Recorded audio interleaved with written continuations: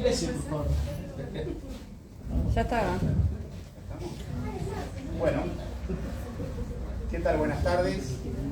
Gracias a todos por venir y sentirse interesados por este tema tan importante que para nosotros, para sumar, es uno de los temas que nos preocupa muchísimo. Acá está presente Juan Bachi Pilota. Bachi es, para el que no lo conoce, es referente en toda el área de la permacultura y la bioconstrucción en la ciudad de Mar del Plata y fuera de Mar del Plata. Es ingeniero, se dedica a las energías renovables y además de todo lo que tenga que ver con el área de la bioconstrucción. Lucía Bonifati, que está acá al lado mío, ella es referente de Sumar por Mar del Plata y vamos a estar compartiendo esta charla. Lucía va a estar moderándola junto a Bachi. Así que bueno, se va a poder hacer preguntas, van a poder ir interactuando, así que cuando tengan alguna pregunta para hacer, levanta la mano y Bachi la va a responder.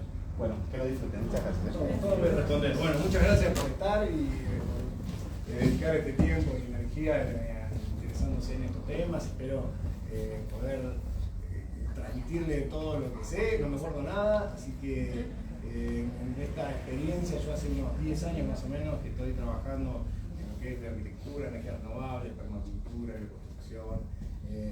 Y es un aprendizaje constante en el que me he cruzado montones de personas, yo amigos nuevos como Andrés, que así como lo ven, hemos construido cosas ahí metiendo las manos en el barro y después nos cruzamos en estos ambientes, así que está bueno como punto de conexión, ¿no? de juntarnos las personas que tenemos estos intereses y van surgiendo cosas. Así que muy agradecido del espacio, Lucía, Andrés y todos los que están presentes. No sé si me hacen las palabras. No, yo simplemente no quería demorar más el inicio de la charla, agradecerles a todos. Para nosotros, Bachi es una persona muy importante en la ciudad con todos sus conocimientos. Y cuando le propusimos dar la charla, aceptó enseguida, y esto tiene que ver, es muy importante, con la actitud y con el compromiso en que estos temas realmente se difundan en todos los espacios de la ciudad. Sean clubes, sean partidos políticos, sean sociedades de fomento, sean espacios colectivos. Esa es la idea, ese es el espíritu de esta charla, es poder acercar. Nosotros coincidimos con que hay que ponerle luz a estos temas, hay que analizarlos desde un montón de perspectivas. Recién estábamos hablando de algunas cuestiones legislativas, que es otra de las cosas que seguramente van a surgir. Y la mejor manera es conociendo de qué trata y poder hacer muchas consultas. Seguramente entre ustedes hay gente que entiende más, hay gente que entiende menos. Tengamos paciencia y tolerancia con todas las preguntas para poder... Adelante. Yo creo que lo mejor es que, Marcelo, lo mejor es que ingresen por la puerta y que den la vuelta. Vayan pasando por allá. Sí, pasa. Vamos a esperar a que... Adelante. Gracias. Adelante. ¿Cómo está? ¿Todo bien? Hola. ¿Cómo está? ¿Qué tal? Hola. ¿Qué tal? Hola. Adelante. ¿Bien? Así que bueno, no nos vamos a demorar más, vamos a empezar. La dinámica es la que dijo Andrés, la idea es que Bachi pueda exponer y que podamos hacer preguntas desde el interés, desde las consultas, de las inquietudes y sobre todo apuntando a la cuestión viable y práctica de que estos conocimientos puedan ser llevados a cabo en los hogares. No estamos buscando incorporar prácticas que tengan que ver con la sustentabilidad desde lo que uno puede, y si tiene la suerte de participar de proyectos más grandes, también. Pero sobre todo la posibilidad de tener conciencia y llevarlo a la práctica en la casa de cada uno. ¿Sí? Bueno, ese es.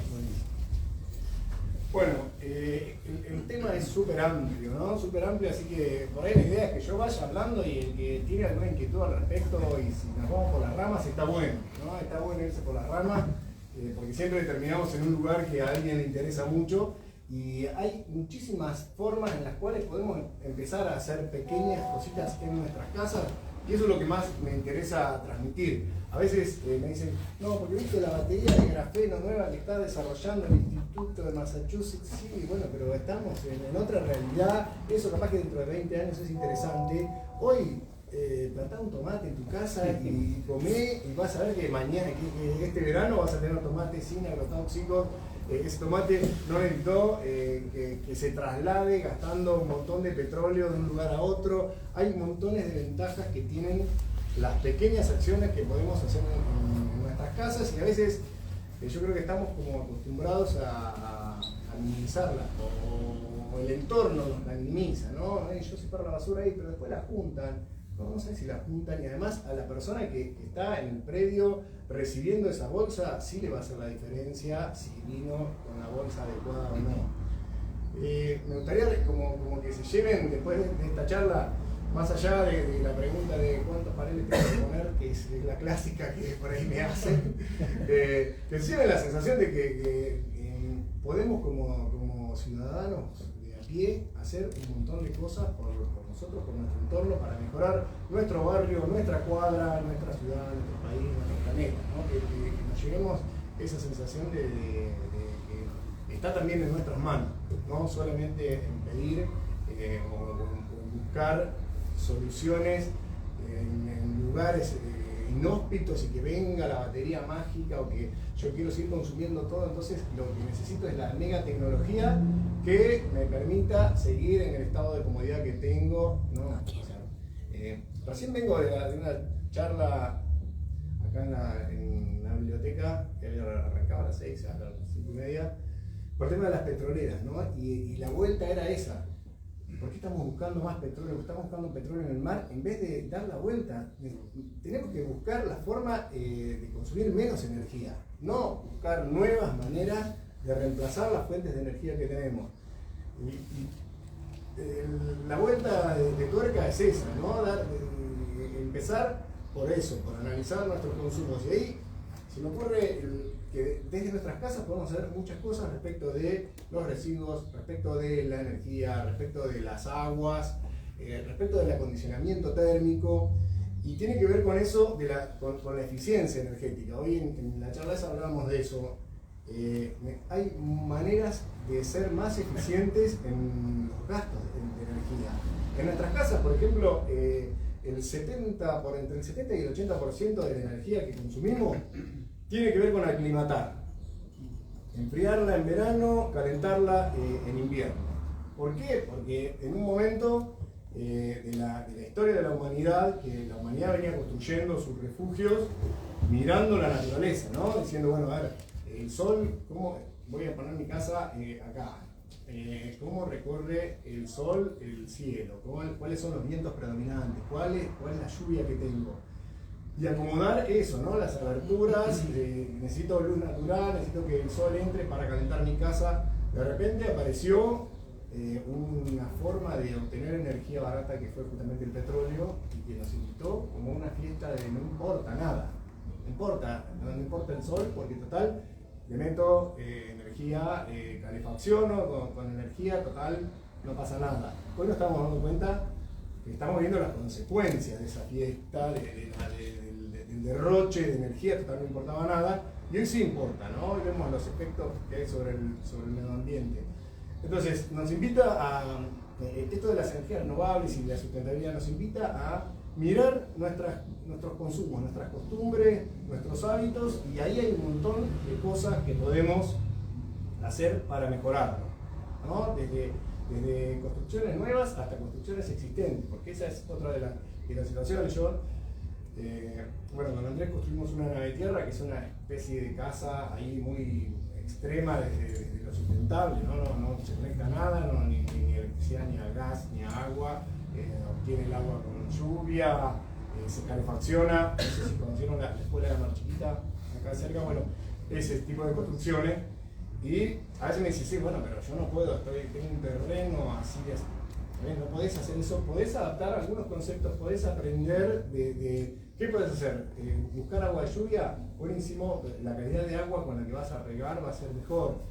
Podés mirar el sol y fijarte en qué ambiente tenés las luces prendidas todo el día y durante el día y hay sol, ¿no? Entonces, planificar abrir una abertura en algún lado de eso.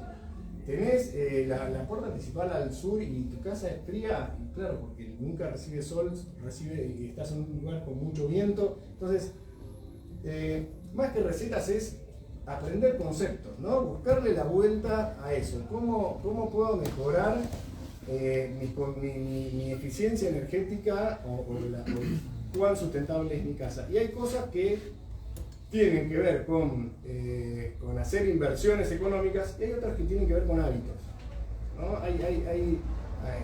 Yo creo que el primer paso, por lo menos cuando me dicen, no, yo quiero poner paneles, y me fijo la factura es gigante, la factura eléctrica, por eso querés poner paneles, pero el primer paso no es poner paneles, que es el último paso. Primero tenés que ver por qué estás consumiendo tanto, ¿no? ¿Dónde está la heladera? Y está toda encerrada en un mueble que no respira, entonces el motor calienta, la heladera está todo el día prendida, y la heladera debería prender menos de un tercio del tiempo.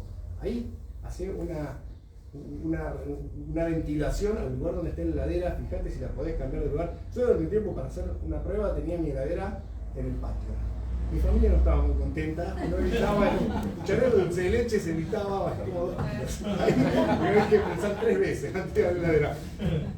Bajó el consumo eléctrico y bajó el consumo de dulce de leche también.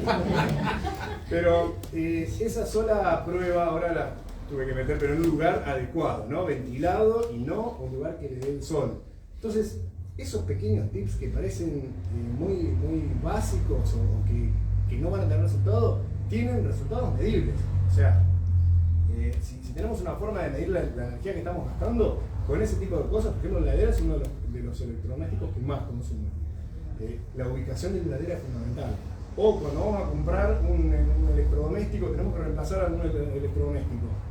El tema de darle bola al etiquetado, el etiquetado, vieron que es como una escala de colores, donde la A es el verde, el más eficiente, B, C, D, y hay AA, AAA en los aires acondicionados. Empezar a mirar eso también, ¿no? No mirar el precio, uy, mirá qué linda la formita que tiene, no comprar solo con la vista o con la billetera, porque ese electrodoméstico va a funcionar un montón de tiempo. Entonces, quizás si solo miramos el precio de compra, no calculamos en la vida útil toda la energía que va a gastar, nos estamos equivocando. Y no solamente por quienes lo hacemos por un tema de conciencia, de cuidado del medio ambiente, sino también por eso, ¿no? Hoy en día necesitamos mirarlo por un montón de aspectos, ese tipo de cosas. Ese es otro de los tips. Estoy hablando mucho, me parece muy rápido, que me interrumpa alguien, que me haga una pregunta, dulce de leche, de qué marca, algo. Pasó la heladera. No, la heladera con mi hija mayor era la que más se quejaba adolescente. Papá, vienen mis amigos acá a la heladera en el patio, ya sos raro, pelo largo, no comparnos, por favor. Bueno, ese tipo de cosas, cuando hablamos de eficiencia energética, tiene que ver con estar mirando esas situaciones. Hablamos de costumbres, también el hecho de acostumbrarnos a usar la luz natural, ¿no? Ver cortinas, ver patios, ver ventilaciones cruzadas. La ventilación cruzada es una de las estrategias que se pueden implementar fácil, quizás en la ciudad no tan fácil, pero implica que necesitamos mover el aire que está dentro de una casa. Entonces, la forma de mover ese aire es teniendo una entrada y una salida. Eso nos ayuda a ventilar, a mejorar la calidad del aire, a aclimatar. Y después el tema de aislaciones. El 95% de las construcciones de la ciudad, de del país y del mundo, no son eficientes, no están pensadas desde el punto de vista térmico. No están aisladas lo suficientemente. Hay una ley nacional que exige que los edificios tengan, los muros exteriores tengan una transmitancia térmica determinada. El ladrillo hueco cerámico, que es con lo que se construye el 95%, no la cumple. O sea, cualquiera puede demandar a su arquitecto, no debería decir mucho pero porque es el material que está proliferando en todas las construcciones y no está cumpliendo con la normativa de transmitancia térmica. Entonces, ese tipo de cosas, verlas, y hay formas de implementar soluciones respecto a, por ejemplo, techos. Una de las casas de un amigo que me consultaba, che, me muero de calor acá en tenía una losa, ¿no? En Mar del Plata usamos mucha losa y tenemos mucha diferencia térmica entre la noche y el día. Claro, mucha amplitud térmica. Le solucionamos con una pavada que fue pallets que sacábamos de la calle, puestos arriba de la losa. Eso generó un doble techo ventilado, que es una de las estrategias de aclimatación, es el doble techo ventilado, ¿no? Es decir, bueno, yo voy a tener el techo de mi casa y arriba del techo de mi casa voy a tener otro techo que lo que hace es separarme de la radiación solar y además evitar también, o sea, durante el verano funcionó perfecto, durante el invierno mejoró también. Esa pavada, ¿no? Es decir, el sol ahora no está dando en la losa y la losa es un material denso que va a absorber todo ese calor, se va a cargar la mente. La losa se va a cargar de calor y durante la noche, que es el momento en que...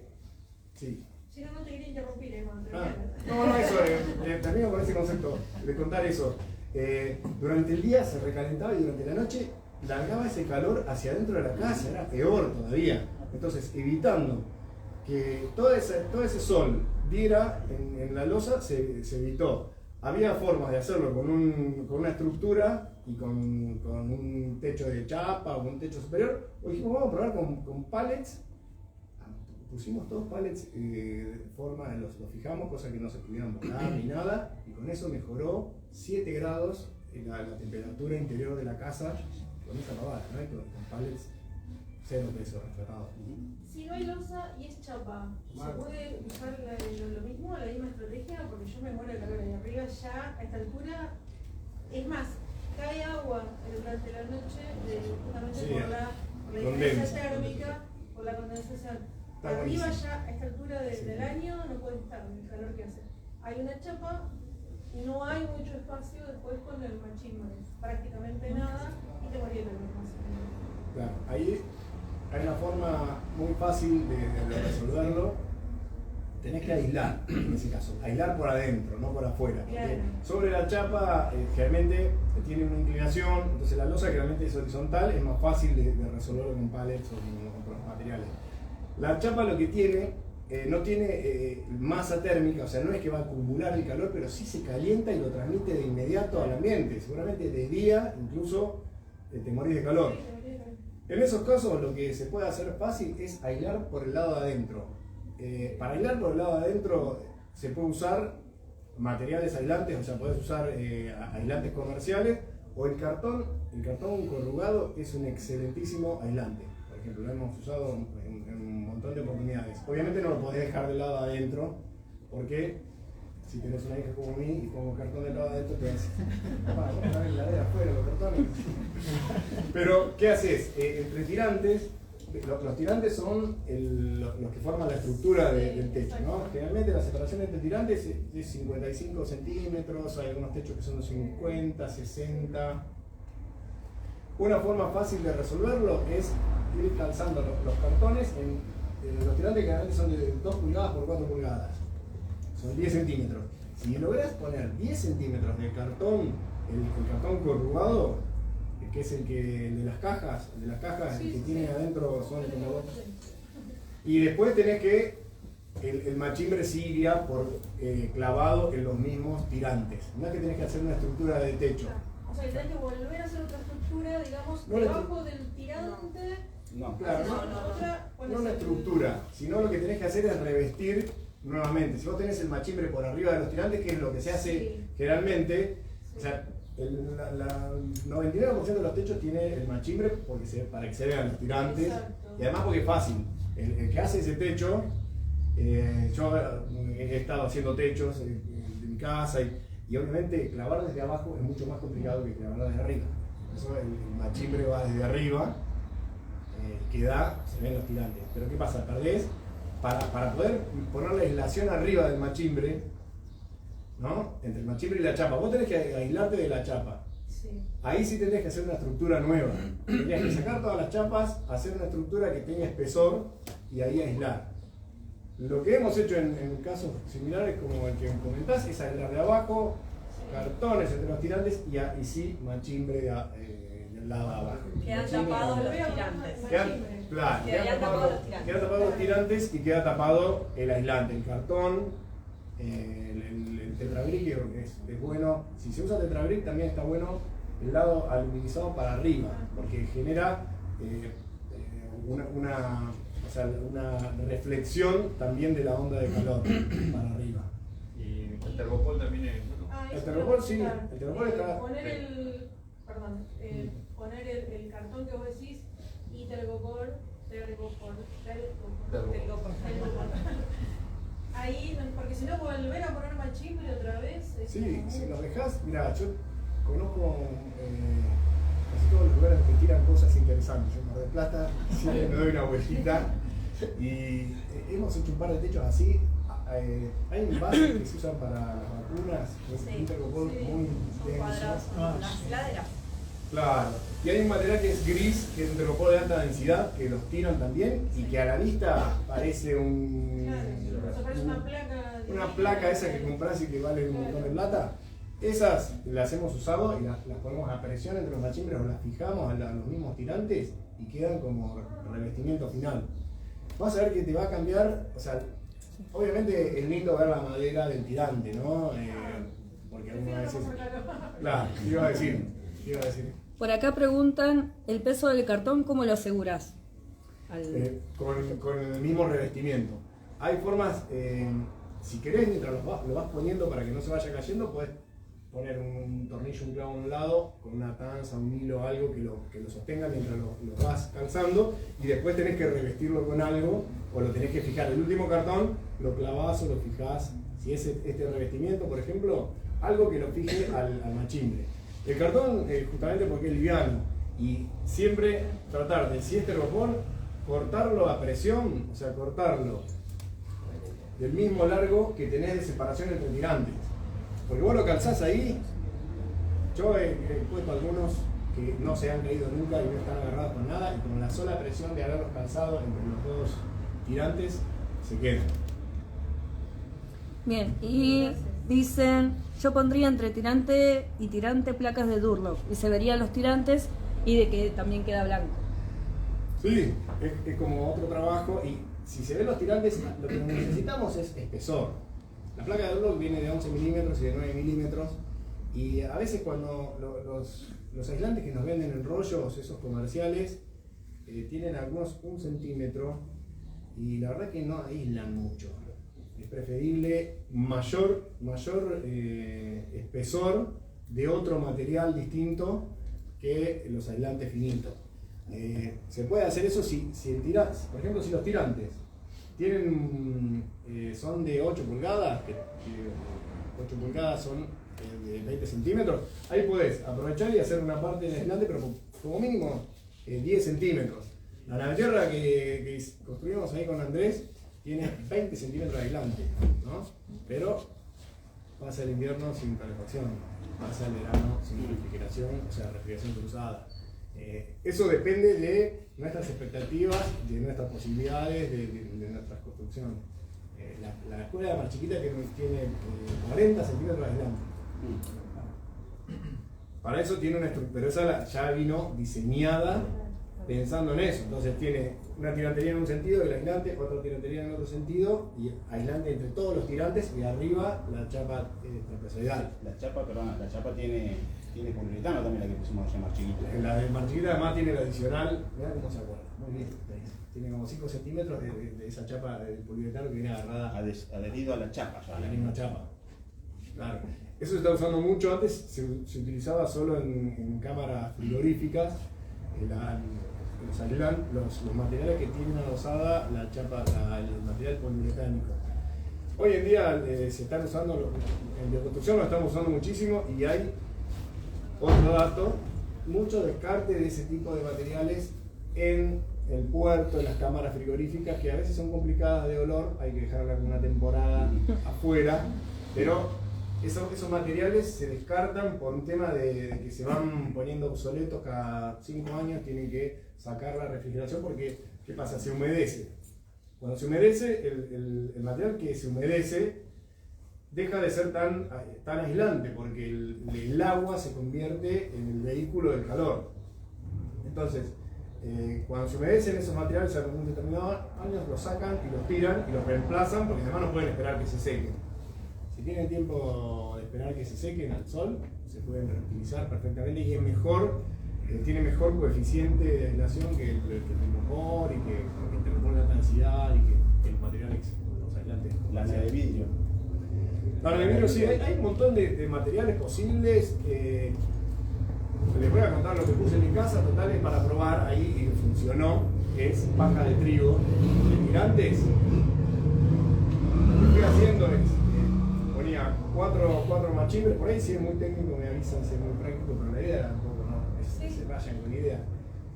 Tirantes, ponía 4 machimbres y se armaba como un cajón, ¿no? Entre al lado de arriba el machimbre nuevo, eso, paja de trigo con bórax que para evitar que algún bicharraco se meta, y generé un colchón aislante de 10 centímetros, que la paja de trigo es la mejor en cuanto a aislar porque tiene el canuto, o sea, tiene receptáculos donde el aire queda como estanco y no transmite el calor. Eso como aislante, y fue un rollo de paja de esos que trajimos en campo, que estaba destinado por algún caballito que nunca se lo comió, no sé, alguien le saqué la cena, pero sirve para aislar techos, y así como eso, que yo voy más por tratar de usar más tierra cruda, ¿no? Los materiales naturales, porque tienen, qué sé yo, otras ventajas, ¿no? Pero también hay materiales industrializados que los usamos, como lana de vidrio, lana de mineral, hay montones de formas. Bueno, en la de tierra hicimos el chorizo de paja. Claro. Para aislar todo el techo. Todo el techo está aislado usamos un tubo, una manga larga, toda con rastrojo de trigo, que es también un desperdicio, se usa ahí para... Una pregunta. Sí. ¿Por qué no hay más conciencia de la permacultura en nuestro país? Yo tengo un hijo que hace 10 años que está trabajando con esto, en Córdoba, y no le dan bola. Yo no sé a quién salió, pues yo soy petrolero toda la vida, ¿no? Pero estás acá, muy bien. No, pero me enseñó muchas cosas, aprendí mucho y me maravilló. Pero no hay conciencia de esto. Por 10 años me dan bola, y yo hace como 10 años y tampoco mucha bola. ¿Y a qué se debe que no aprendemos? Yo creo que esa pregunta nos la hacemos mucho, y capaz que tiene que ver que el mundo, no sé si se mueve tanto por las buenas intenciones de las personas que queremos hacer cosas. Muchas veces es la propaganda y hay una imagen de del éxito, que es el coche 0 kilómetros y la casa de determinada forma, y nadie hace lobby por el rollo de paja para adelante, ¿no? Yo vengo de una charla ahí, pero ni siquiera lo vendo, los rollos de paja.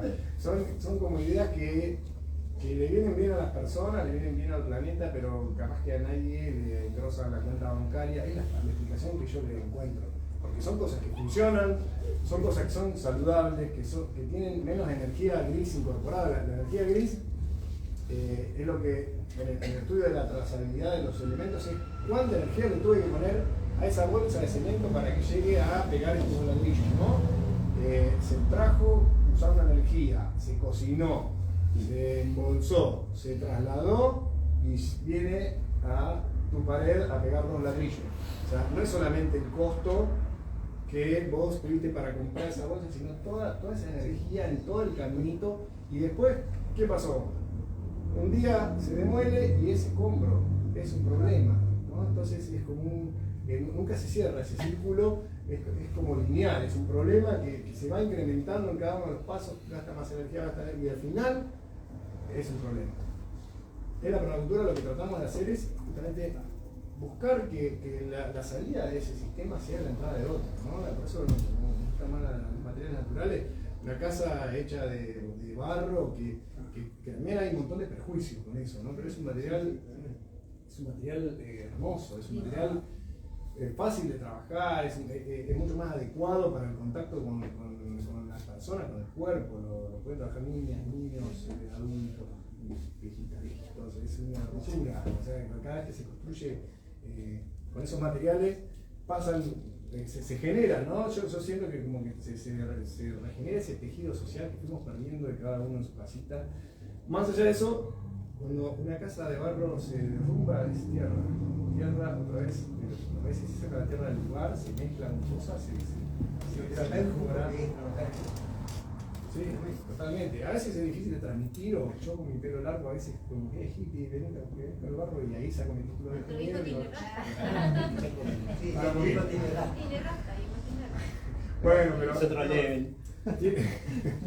tiene que ver con esas cosas, ¿no? Hay una parte más intangible, hay partes más ingenieriles que te digo, mira, el barro como material tiene una absorción de la humedad, hace una regulación hidrotérmica, y después hay otra parte que decís, ¿no? Y cuando lo trabajás te das cuenta de que te conectás de otra manera con el material. Aprendés a construir tu casa, aprendés a reparar tu casa, aprendés a ampliar tu casa. Si tenés que abrir una ventana, ya sabés cómo funciona el material, cómo funcionan.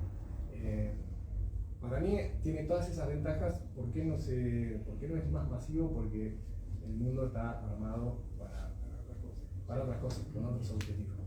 Y tiene la limitación de altura también. No podés hacer un edificio de En dos. Marruecos hay edificios que tienen 1600 años y tienen 8 pisos. Tiene otras limitaciones como el negocio inmobiliario de hacer lotes chiquitos y las ciudades, todos los lotes, la entrada de la casa está a la calle siempre, no importa si el sol por dónde va. Tiene algunas limitaciones de tiempos también, ¿no? Necesitas otros tiempos, el barro tiene otros tiempos de secado, tiene unos tiempos más parecidos a la naturaleza y no a la inmediatez de eso, ¿no? Antes esperábamos que salga un disco para ir a comprarlo, lo poníamos y escuchamos el disco entero. Hoy Spotify ahí, un tema ya salió 3 segundos y ya escuché. Me parece que tiene que ver con eso, con el paradigma en el que vivimos, que es todo como más inmediato. Entonces hace rato que Sí, supongamos, ¿no? Que me quiero construir una casa en Chapa, un terreno que no tiene ni un árbol, y me interesó esto que dijiste de la refrigeración cruzada. ¿Cómo puedo pensar eso? ¿Cómo sería? ¿En Chapa de Chapa, verdad? Sí. Buenísimo. Ahí hay muchas construcciones. La ventilación cruzada, si querés hablamos un poco de eso porque es una de las formas que son fáciles de implementar incluso en viviendas construidas. De lo que se trata es hay varias formas de ventilación cruzada. La más básica es que haya entrada. Vos, si querés refrigerar tu casa en verano, ¿no? Que es el problema, que realmente es lo que más necesitamos acá en Mar del Plata. ¿Qué necesitarías? Entrar aire del sur desde una fuente que, si es posible, venga de sombras, o sea, que tenga vegetación, ¿no? Generalmente la vegetación conviene ponerla al sur. Entonces tenés tu entrada en el sur y tenés tu salida de aire en el norte y más elevada. Entras aire por abajo, más fresco. Esa ventilación lo que hace es renovarte por completo el aire. Hay un sistema que se llama pozo canadiense que lo estamos implementando bastante, que es ese aire que entra, en vez de entrar por un hueco de la pared, lo que hace es recorrer unos metros, los que puedas, así 7, 8, 15 metros, estaría fantástico. Caños de 160, los caños que se usan para los colacales, son mejor los de 160 que los de 110, que son los más comunes, ¿no? Haces un recorrido, tenés que hacer un pozo de 1,5 metros más o menos, donde haces el recorrido de ese caño, y la temperatura del planeta tiene una estabilidad de más o menos unos 15 grados, de 15 a 17 grados, a partir del metro en estos lugares.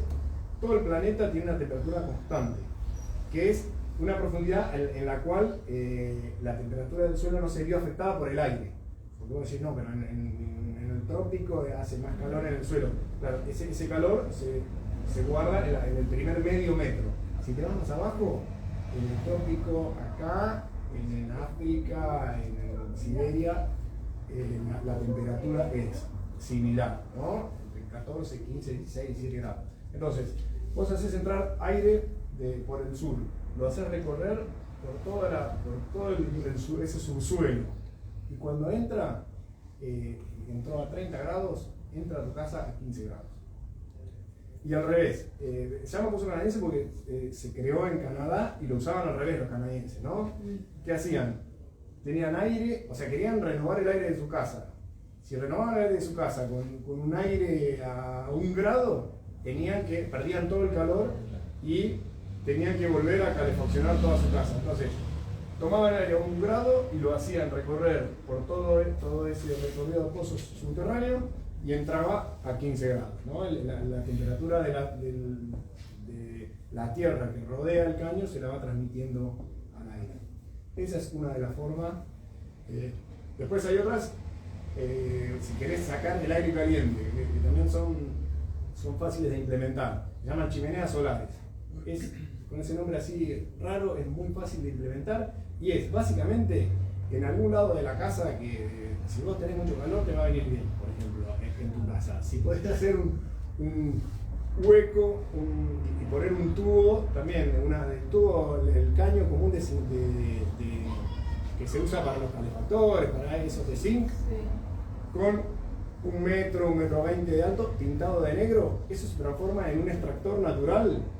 Y cuando funciona, cuando el sol le da. Cuando el sol pega en ese caño elevado que pusiste arriba del techo, genera un efecto de succión de aire caliente y te está sacando todo el aire que tenés arriba y tenés que prever una entrada de aire en algún lado donde el aire entre más fresco.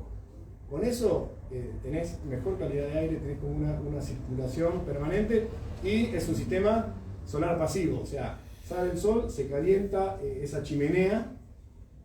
¿Ubicás más o menos? Sí, y lo ponés igual en qué punto. Lo tenés que tratar de poner lo más alto posible si tenés un techo, qué sé yo, a 2 aguas ahí, o si tenés algún agua ahí en algún lado alto, porque es donde se acumula el aire más caliente. La arriba la problemática, digamos, abajo abajo. Es hacer un hueco, tratar de que ya sea redondo, así ya le calzás el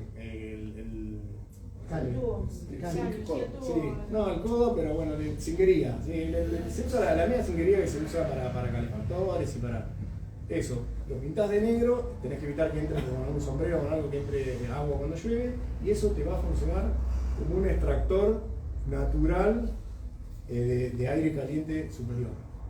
¿Y la entrada del otro que decís? Y la entrada tenés que ver si, por ejemplo, tenés un patio donde no da mucho el sol y ves que tenés plantas o que hay sombra o algo, lo ideal es ahí. En realidad lo mejor sería esto del pozo canadiense, ¿no? Que es un poco la estrategia que usan, que es la geotermia. La energía geotérmica es eso, aprovechar la temperatura del suelo. Claro, esto sería un tipo de pozo canadiense, pero allá arriba. En realidad el pozo canadiense es el de abajo, el que entra el aire, pero lo complementás con la chimenea solar para generar todo el circuito de aire. Entonces ahí, porque si no tenés que poner un extractor o tenés que poner una ventilación, tenés que poner un ventilador en la punta del pozo canadiense para que te empuje todo ese aire para dentro de tu casa.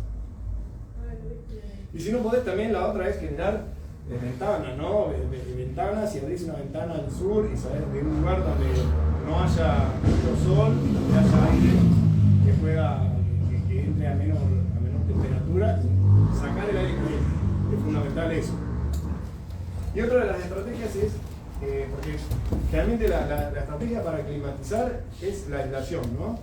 Pero hay una estrategia interesantísima que es la inercia térmica. La inercia térmica es una propiedad de los materiales cuando son densos. Por ejemplo, la piedra, el adobe, todo lo que es pesado, así denso, acumula calor como una batería, como una electricidad, acumula temperatura. Entonces, si nosotros tenemos, que es un poco cómo funcionan las naves de tierra, la escuela de Mar Chiquita, las que hicimos en Sierra de los Padres, esos muros están hechos de neumáticos rellenos de tierra, revocados, después perfecto. Lástima que no tenemos fotos ahí porque decimos esto y la gente dice, pero neumáticos. Llenándolo con la maceta. Sí. Pero quedan hermosas, ¿no? Porque después van revocadas, pero ¿cuál es la propiedad que utilizan de los neumáticos? Es 70 centímetros de tierra pisonada y acumula calor. Entonces, ¿eso qué nos permite? Que en vez de que el calor esté en el aire, esté acumulado en el aire, está en las paredes. Uno toca los muros de la nave tierra y están aclimatados. Yo puedo ventilar todo el aire, puedo abrir todo en invierno, que de hecho es lo que se aconseja, abrís todo, renovás todo el aire, entra todo el aire puro de afuera. Si estás en la ciudad no sé si es tan puro, pero bueno, entra el aire, se renueva y después volvés a cerrar y otra vez la temperatura de las paredes empieza a aclimatar la temperatura del aire. Entonces todo material que tenga así inercia térmica está bueno del lado adentro. O sea, la pared ideal es el interior con inercia térmica y al exterior aislación. O sea, para afuera aislarnos de lo que esté pasando afuera y adentro conservar mucho la temperatura con inercia térmica. Estaría bueno si querés contar un poco relacionado a todo lo que tiene que ver con las formas de calentar y de enfriar. ¿Qué métodos hay para calefaccionar una casa que no sea lo tradicional con gas? ¿Y qué métodos hay para calentar el agua que utilizamos para uso sanitario también? Que no sea con un termotanque eléctrico o un termotanque a gas. Está bueno, está bueno. Bueno, ahí hay hasta ahora hablamos un poco más de refrigeración, pero está bueno esto de lo que es calefacción. Y hay dispositivos que son también muy fáciles de implementar, que son de fabricación así semi-casera, como por ejemplo una bien fácil que se ha implementado muchísimo, de hecho en Perú hubo un programa del gobierno que lo implementó, o sea, en un montón de casas de todo tipo. Este muro trombe es bien sencillo. Lo que necesitamos es aprovechar, imaginémonos, esa pared, ¿no? Acá el norte lo tenemos a 45 grados ahí, esta pared debe tener bastante sol, ¿no? Sale el sol por la mañana, a la tarde, o buscar una pared que tenga sol. Sobre esa pared lo que se hace, el muro trombe consiste en un marco que se pone al lado afuera, un vidrio y se pinta de negro en la superficie, a veces si tiene una chapa exterior, una chapa negra, mejor. Y se le hacen dos orificios abajo, o tres, y dos orificios o tres arriba. Imagínense que del lado afuera, igual si investigan el muro trombe, está la explicación con gráficos, con cositas.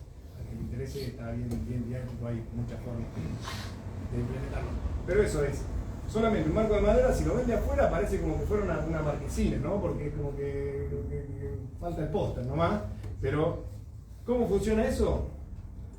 El sol da sobre la chapa negra, calienta el aire que está dentro de ese marco vidriado. Si es vidrio mejor, puede ser policarbonato, o hay algunos que son hasta con nylon.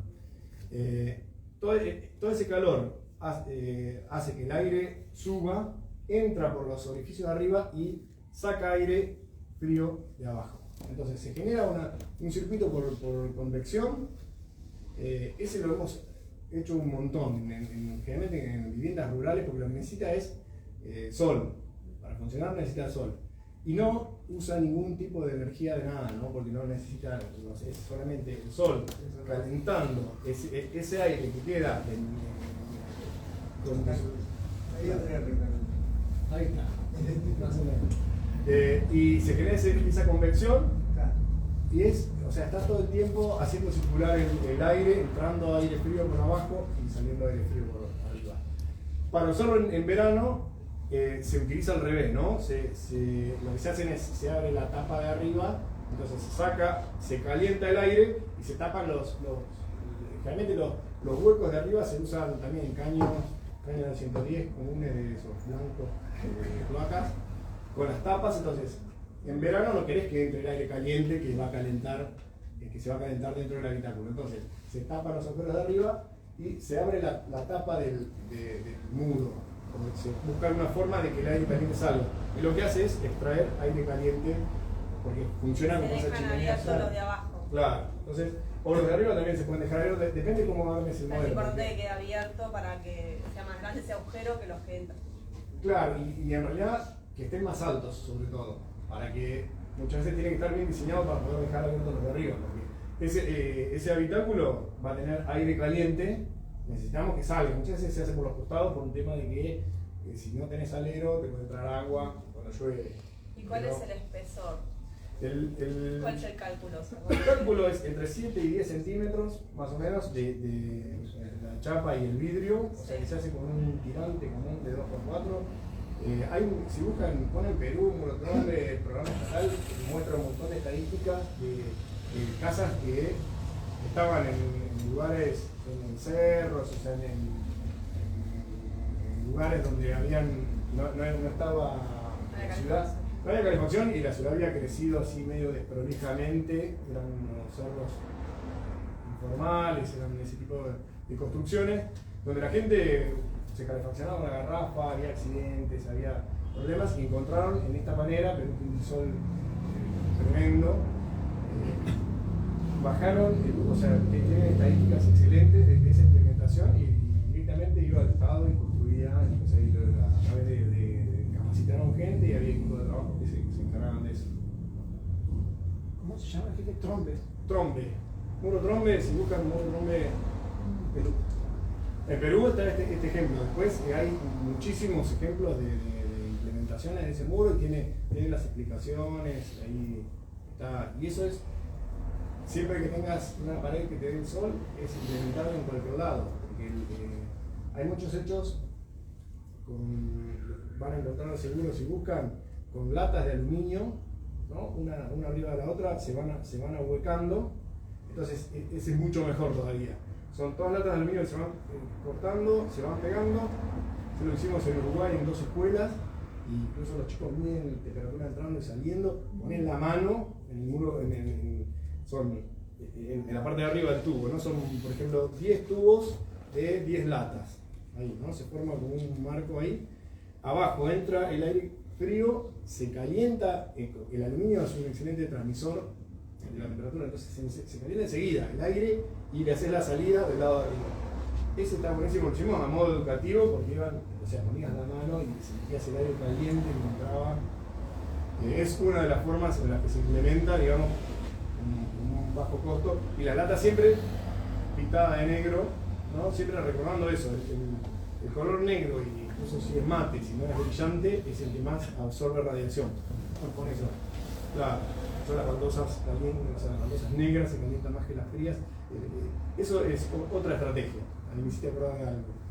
Yo también en casa pinté medio techo de blanco y medio techo de chapa, y la pistola de calor era tremendo, tenía 8 grados de diferencia en el interior entre un lado y el otro, ¿no? Con el solo hecho de, es una pintura que es para, no es cualquier pintura, porque si no se van lavando, ¿no? Con las chapas, es una pintura que era para aplicar en las chapas, que tienen una cola, algo así. Pero eso es una manera fácil de mejorar el acondicionamiento con el color del techo. Si el techo es negro, se va a calentar muchísimo más.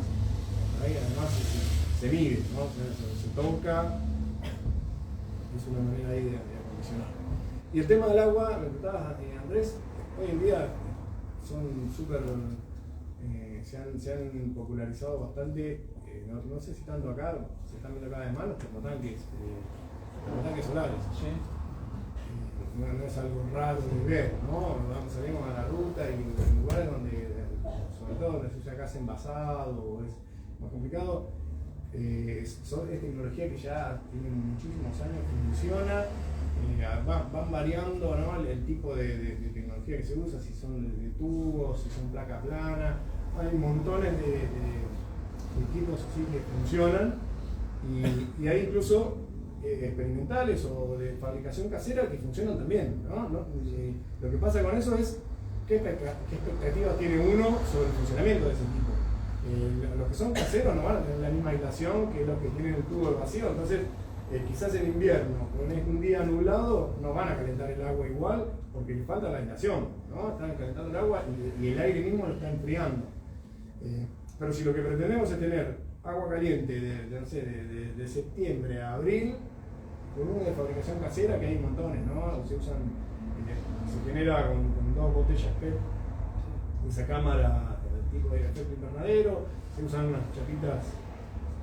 Ahí hay una gente que la tiene muy clara, tiene un manual en internet que se llama Sumando Energía. Sumando Energía, y que explican exactamente cómo hacerlo, cómo van por los barrios haciendo ese tipo de termotanques, que van por termotanque número 650 más o menos, Y el primer termotanque que hicieron hace 4 años y sigue funcionando. Son muy fáciles de fabricar, también reciclamos. La mayor parte de los materiales son reciclados, incluso el tanque de acumulación. Hay para no aburrirse, que se aburre hoy en día. Y eso, perdón, genera un ahorro significativo. En el caso, yo tengo un termotanque solar de uso comercial, ¿no? Y genera un ahorro de más del 80% de energía durante todo el año. Yo lo tengo hace 5 años y desde octubre, noviembre, hasta fines de abril funciona 100% de energía solar y el resto del año tiene una ayuda con una resistencia eléctrica que un par de horitas necesita una ayudita en invierno. Pero en enero sale para el mate, el agua, sale que peta. 80 grados. Sí. Así que son súper eficientes, son recomendables. En lugares donde no hay gas, yo donde vivo no tengo gas, entonces una de las formas de calefaccionar las casas a veces, vamos a ver si contás un poquito con qué calefacciono si no tengo gas. Bueno, una de las formas es con el sol. Como todas estas estrategias, hay maneras de estas construcciones, estas naves de tierra, lo que hacen es acumular el sol, por eso hablamos de inercia térmica. Meter el sol a la casa y capturar la energía de esa radiación en masa interior, en el piso, en los muros, y eso acumula y entrega el calor. Hay otras formas, hay estufas de alta eficiencia, ¿no? Las estufas Rocket, que lo que hacen es también, son estufas de inercia.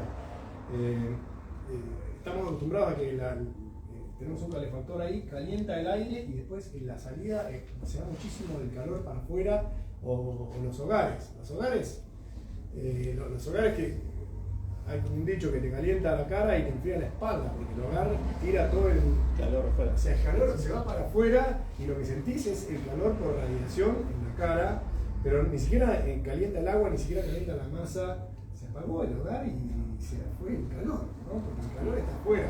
Estas estufas Rocket, primero que funcionan con cualquier tipo de combustible, ¿no? De leña, cualquier, con cajones de fruta, con poda, con resto de poda, porque lo que usan es la llama y acumulan el calor.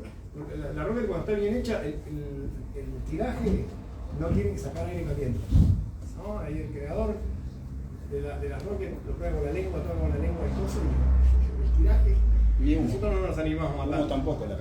Claro, no tira humo porque hace una doble combustión, ¿no? Combustiona la madera y después tiene un sistema que combustiona los gases producto de la primera combustión. Entonces, pero así como suena de complejo, son estufas que se cambian. Hay manuales, la provincia de Santa Fe ahora sacó un manual, ahí paso por paso de cómo hacer una Rocket, cómo poner cada ladrillo, hay algunos que se hacen con tachos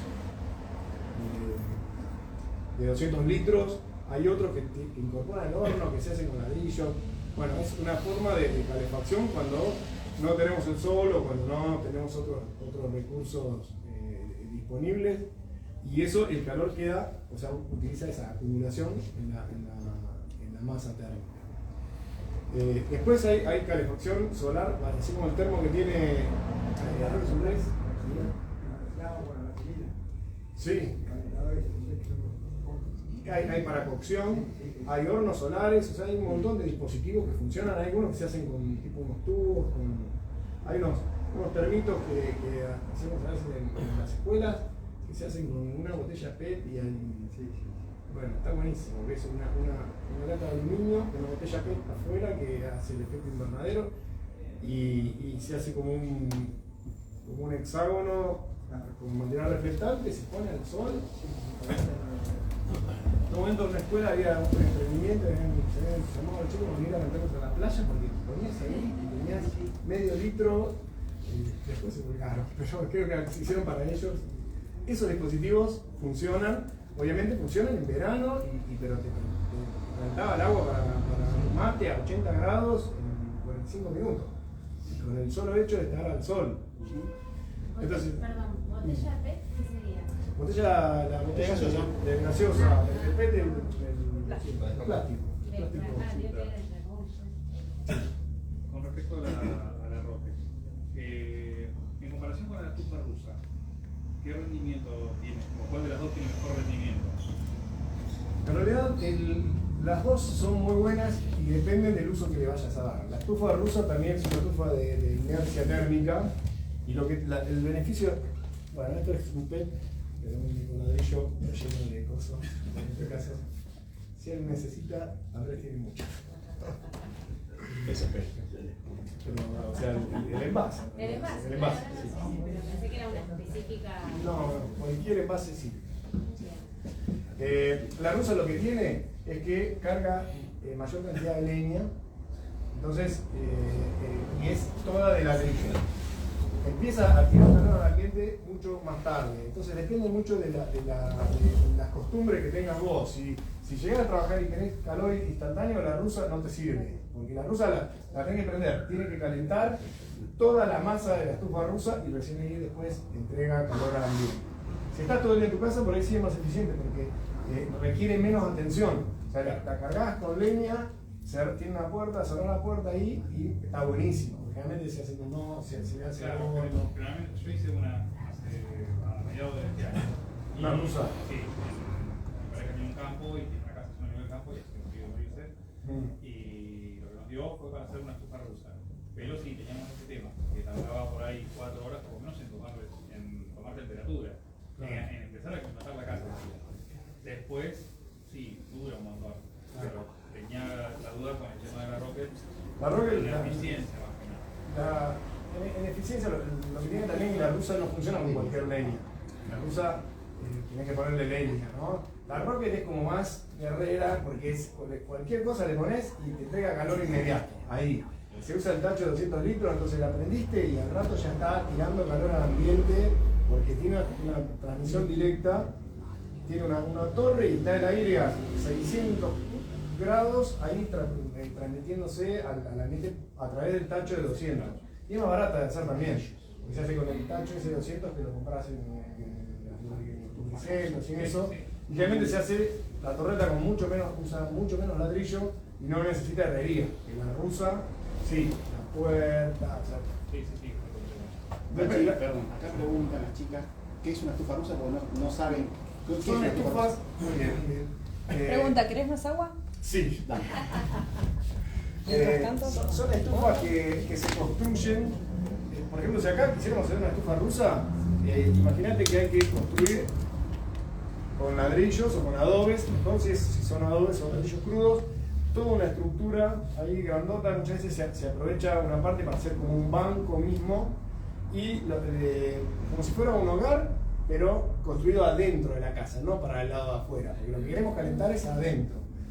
Y lo que hacen es, esas estufas tienen doble combustión, ¿no? Son de alto rendimiento porque tienen esa doble combustión que combustiona el material, la madera que pongas y los gases que se emiten de esa primera combustión.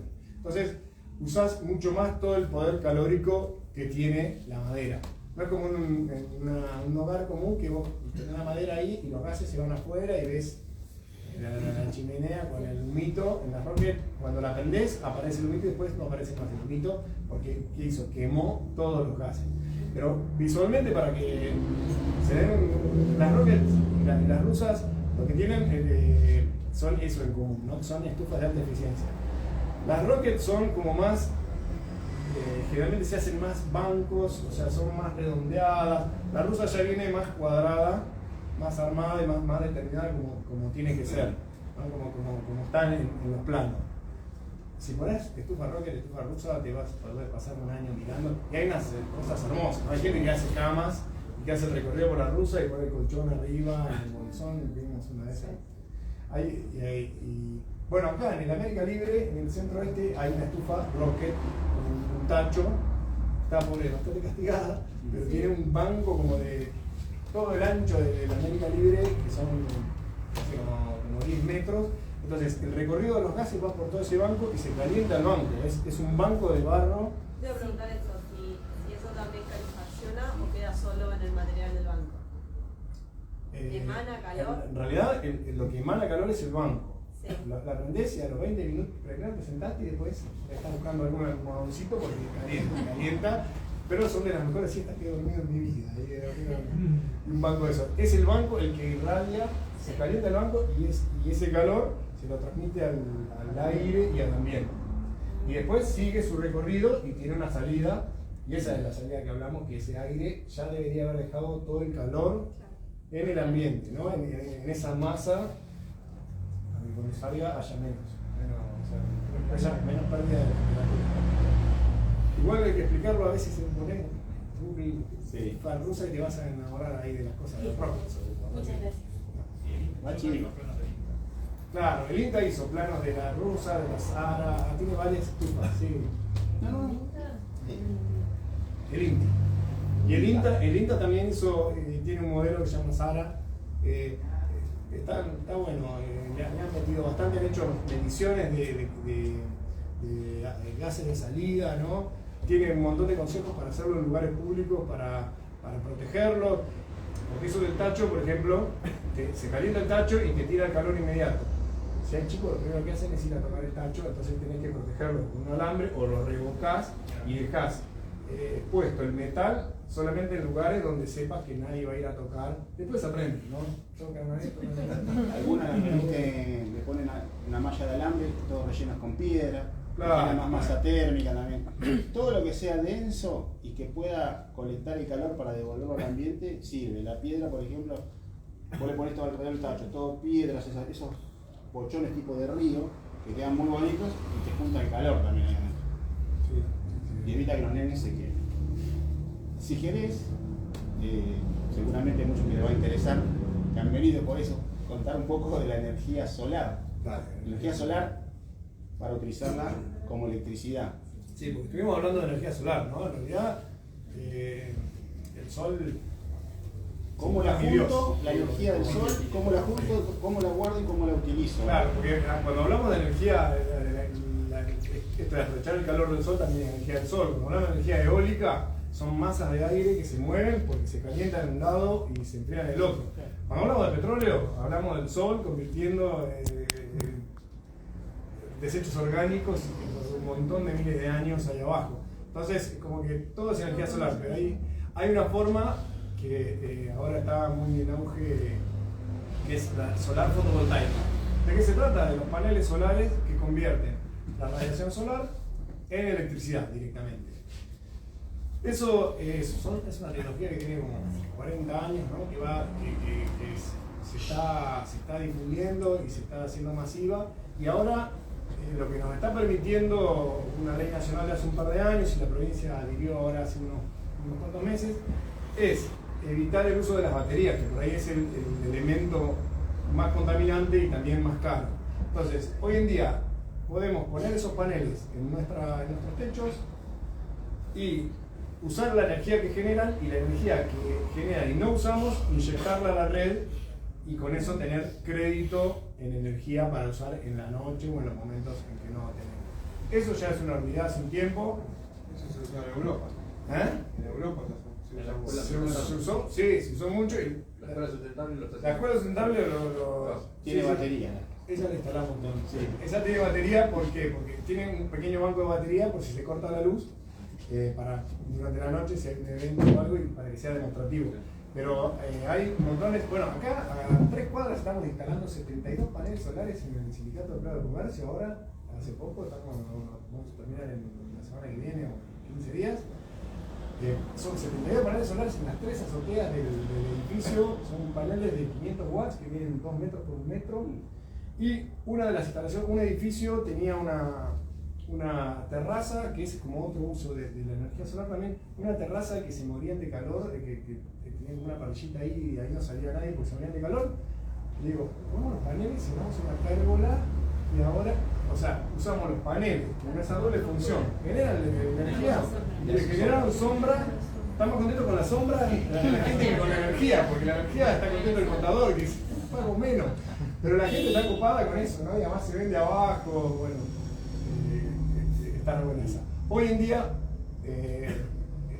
está permitido eso, de la inyección de los excedentes a la red. ¿Para qué sirve eso? Primero, para que no se desperdicie energía, ¿no? Porque si tenemos una instalación aislada, como puede ser en un lugar inhóspito, la energía de los paneles la usamos, se almacenan las baterías, y si no la usamos ni se almacenan las baterías, se pierde, se descarta, o sea, no sirve para nada. Estos sistemas se llaman conectados a la red o se llama un grid. Con la inyección nos permiten que toda la energía que generan esos paneles vayan a nuestros consumos o vayan o se inyecten a la red. Y nos permite que no necesitemos baterías porque no vamos a necesitar, o sea, si un backup porque tenemos la red. Si la energía de los paneles no nos alcanza, solo complementa con la red. ¿Qué nos permite eso también? No tener que sobredimensionar, ¿no? Porque si queremos, vamos a empezar con un panel y bajaremos el 15, el 20% de la factura de luz, porque sabemos que cuando haya luz y el panel está recibiendo radiación, va a estar generando y va a estar usándose en nuestras casas. Y si no lo usamos, se va a inyectar. Eso es lo que... En un tiempo se decía que era más cara, pero es que era caro por la instalación, después ya no. En realidad, tiene que haber una discusión con el tema ese, bueno, el costo versus... acá hay una realidad que es el tema del subsidio a la energía eléctrica, ¿no? Que ahora con el tema del cambio del recondicionamiento de las tarifas cambia un poco. En Argentina no era económico, o sea, se tardaba 12 años por ahí en recuperar la inversión, pero porque la energía eléctrica es muy barata. A pesar de que nos parezca que no, la energía eléctrica es barata, ¿no sé? O sea, yo en mi casa igual pago muy poco, pero si nos ponemos a pensar lo que estamos por día en energía eléctrica es barata porque está muy subsidiada. Y además los paneles, por un tema de mercado, fueron bajando a medida que se va masificando. O sea, cuando hay más gente, y por un tema de que volvemos un poco a explicaciones que no tienen explicación, de decir, ¿cuándo van a bajar los paneles? Cuando las petroleras, perdón, porque estoy medio... de las petroleras, pero vengo de las charlas esas, quedamos todos muy jubilados. No, pero cuando convenga que esa tecnología sea masiva y que esté al alcance de todas las personas, igual el valor de los paneles ha ido bajando y va a seguir bajando, ¿no? Necesitas medidores bidireccionales. Sí. No sé si el Estado si IDEA te lo recuerda. Ya estamos ahí. Ya está preparado por eso, es un par de años con usted. No, IDEA está semi-preparado, pero el Estado sustentable tuvimos que hacer un trámite que llegó, ahí está la cooperativa de Arbolito, lo tuvimos que convencer de que era una tecnología segura, le mostré un montón de cosas y lo hicieron. IDEA, hoy en día, cuando la provincia, reglamenta la ley, ya adhirió, está obligado a hacerlo. ¿No? Ahora en el sindicato son tres medidores trifásicos. Sí.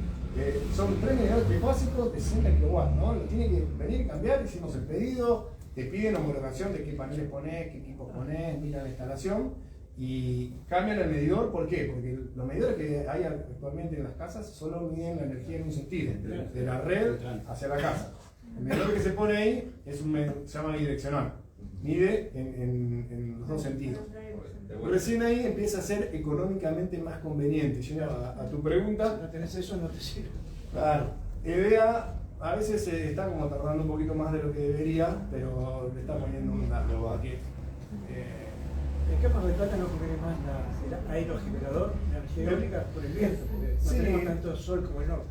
No, pero tenemos, mirá, en el mundo el país que más energía fotovoltaica tiene instalado es Alemania y tiene un recurso solar más o menos como el de Santa Cruz. O sea, cuando miran, dicen, Mar del Plata que no tiene un recurso solar, les sobra. Es una cuestión de ver con qué lo comparás. Y respecto de lo eólico está buenísimo, ¿no? Yo instalo también los generadores, me encantan, pero tienen otro mantenimiento, y más en la costa. Tenés la ruma, el aire salino, es otro tipo de tecnología que es más adecuada para el campo. Porque el aerogenerador es hermoso cuando los 2 primeros meses y después cuando empieza a hacer ruido, querés dormir y escuchas. Querés arrancar. La vibración.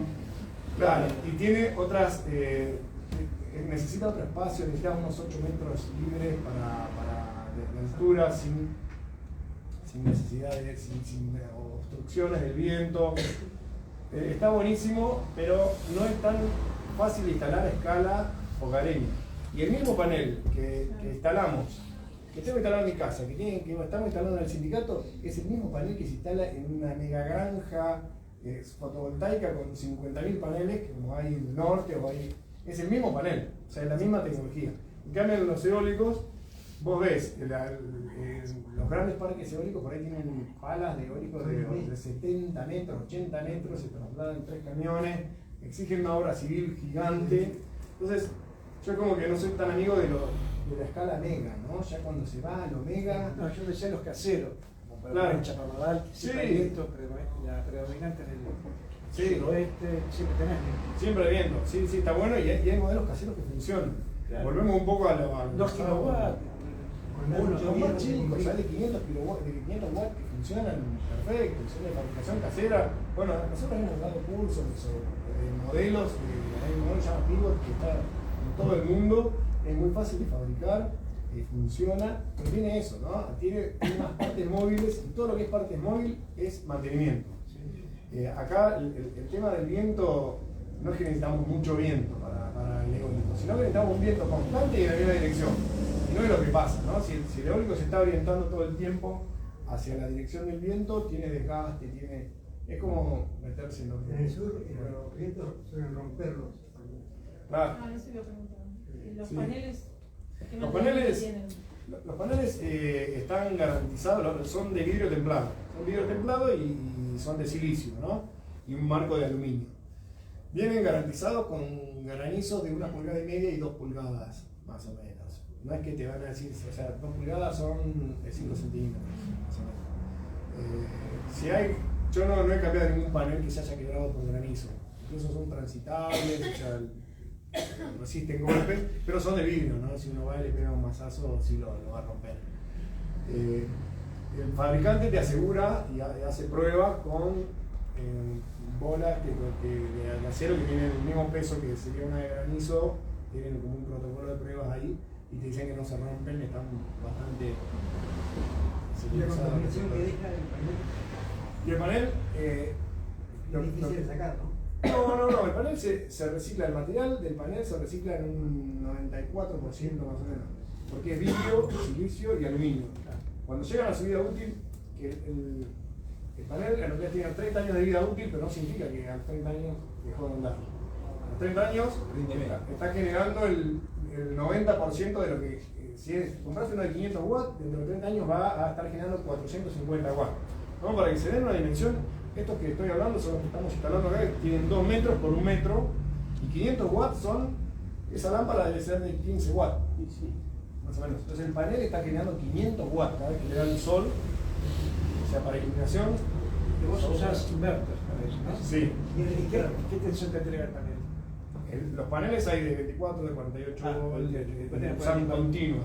Después va un equipo intermedio, el panel y la red, un equipo que lo que hace es convertir de continua alterna, esto por ahí como técnico, adecua la electricidad para que se pueda inyectar. Eso también tiene un costo, depende de la potencia. Sí. Sí, los tipos de inverters son caros. Sí, los inverters son caros. Está recién arrancando todo el mercado en Argentina, entonces es uno de los costos caros. Igual, si se elimina el costo de las baterías, que es lo más caro, y es lo que vas a tener que renovar dentro de 6 años, 5, 10, depende de la... Y lo más contaminante, ¿no? Y lo que después depende de la conciencia del fabricante que te acepta. Cuando compras baterías, te tienen que aceptar las baterías y qué hace con esa batería. Pero en el panel incluso hay un programa de responsabilidad, como se quiere hacer ahora con los envases, que el mismo que Coca-Cola, que te vendió el líquido y usó el envase, que se haga cargo del envase. Con los paneles eso ya existe, el programa de responsabilidad del reciclado, ¿no? El fabricante tiene que hacerse cargo del panel que se ponga su vida útil. Pasa que estamos hablando de 30 años y estamos hablando de legislaciones que están arrancando. La intención es que no sea un problema. O sea, que no, como es, a veces con los eólicos hay cementerios de aspas eólicas que llegan a una vida útil, pero esos también son los gigantes. Llegan a una vida útil y hay hectáreas de aspas, pero ahí es donde nos vamos de escala. Si nos mantenemos de escala humana, está todo mejor. Si nos vamos de escala, sí.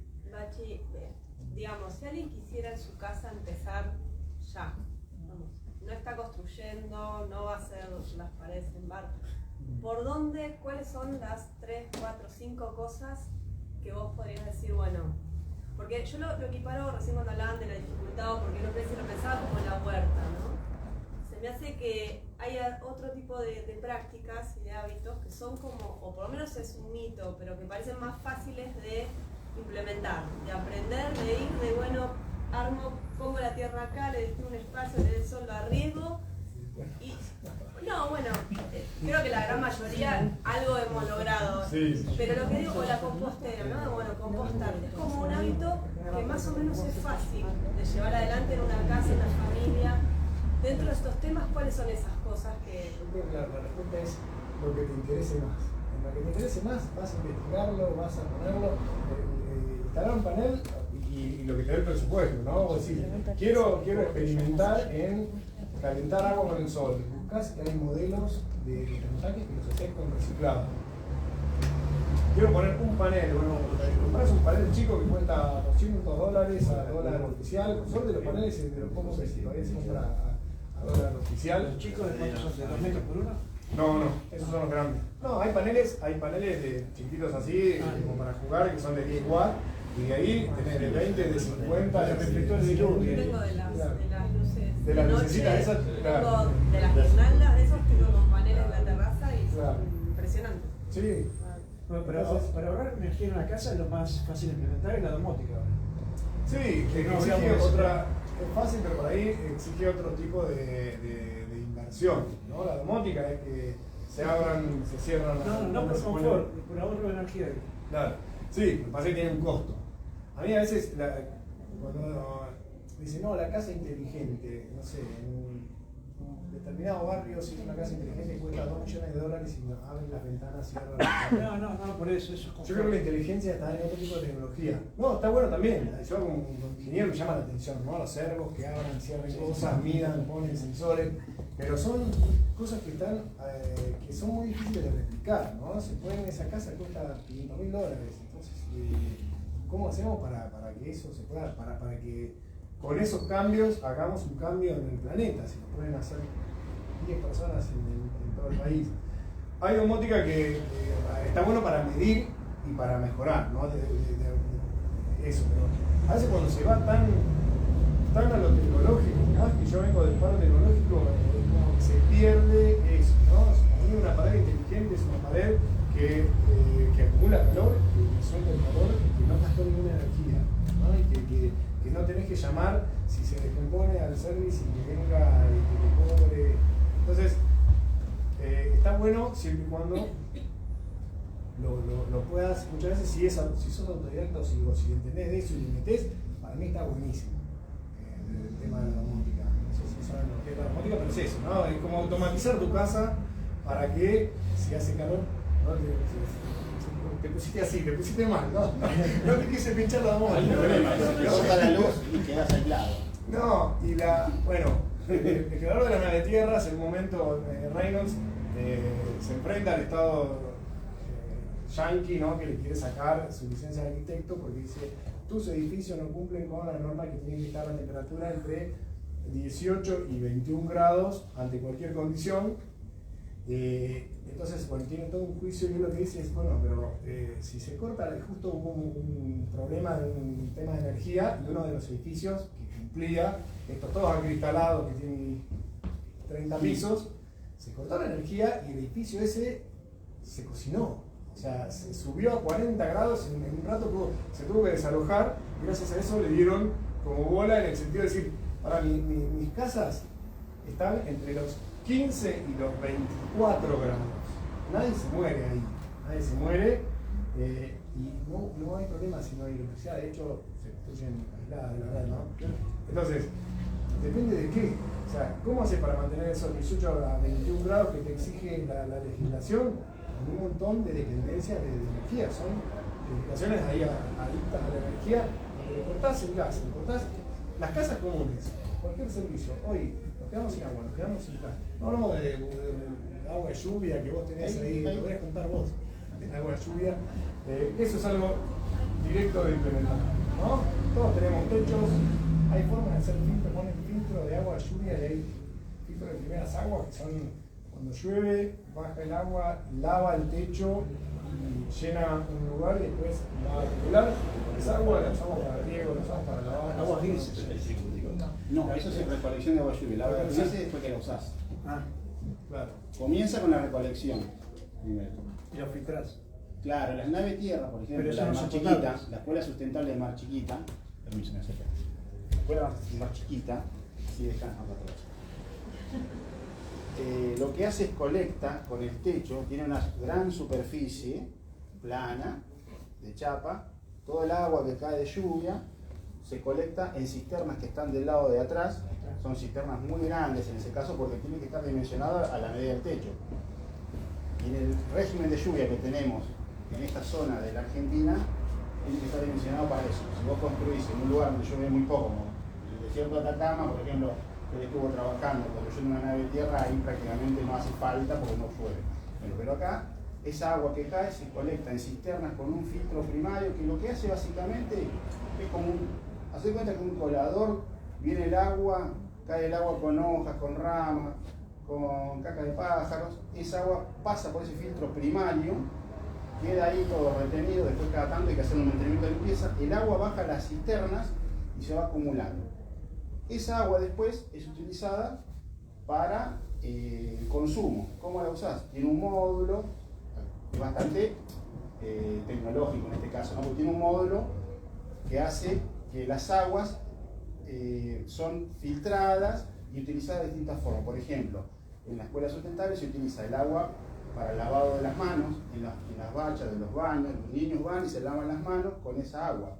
Esa agua no va a la cloaca, esa agua baja por cañerías e ingresa a un plantero. Un plantero es un cantero enorme que hay dentro de la estructura, con plantas que se alimentan de esas aguas grises, como decías. O van los de los baños también. Va, claro, el recirculado, parte del exceso, va al recirculado para el botón de la descarga del baño. Algo totalmente incoherente. Utilizamos el agua potable que tomamos para tirar nuestros desperdicios. Apretamos el botón del baño para tirar la caca con el agua que encima Mar del Plata tiene un agua de una calidad casi mineral prácticamente. Entonces, bueno, hay cosas que no tienen mucho sentido hoy en día, pero se siguen haciendo. Ese agua que se utiliza en el lavado, se utiliza en la descarga del botón del baño, va al plantero, las plantas se alimentan de esa agua que tiene un montón de nutrientes. El excedente de esa agua va al exterior, a otro plantero, y después vuelve a la tierra. ¿Qué quiere decir? Hace el círculo. Cae el agua de la lluvia, se colecta en los tanques, es utilizada 3 veces, y esa agua vuelve a la tierra otra vez, a las napas, y otra vez comienza el ciclo. Eso es el ciclo de la utilización del agua, recolección y la utilización del agua de lluvia. Con el régimen de lluvia que tenemos en esta zona de la provincia de Buenos Aires, es muy viable y es recomendable. De hecho, yo tuve en otra casa donde vivía, tuve un sistema de recolección de agua de lluvia y como no tenía la capacidad de no tenía la forma de guardar todo el agua que juntaba el sistema, siempre tenía la cisterna llena y tenía una salida con un excedente porque no tenía forma de utilizar la cantidad de agua. Es impresionante la cantidad de agua que se puede juntar. Se puede regar, se puede lavar los coches, se puede lavar las veredas. Hay un montón de formas de utilizar esa agua. Muy bien.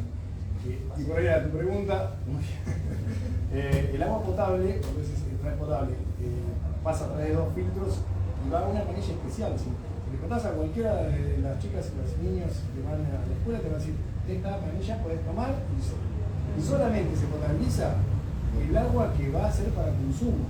La otra se hace filtrado de partículas porque va a ser para otros usos, ¿no? Entonces es como que se hace un manejo inteligente del agua para el ingreso.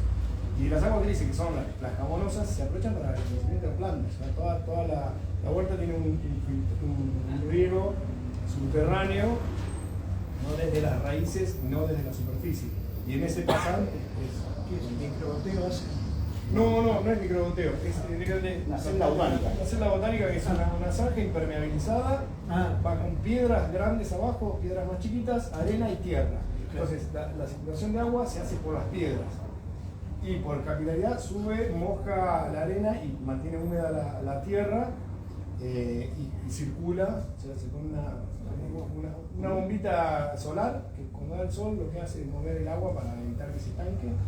Y con eso se hace la depuración de agua. En el otro extremo se saca y se inyecta a los depósitos de residuos para darle ese segundo uso. Y las aguas negras también son tratadas.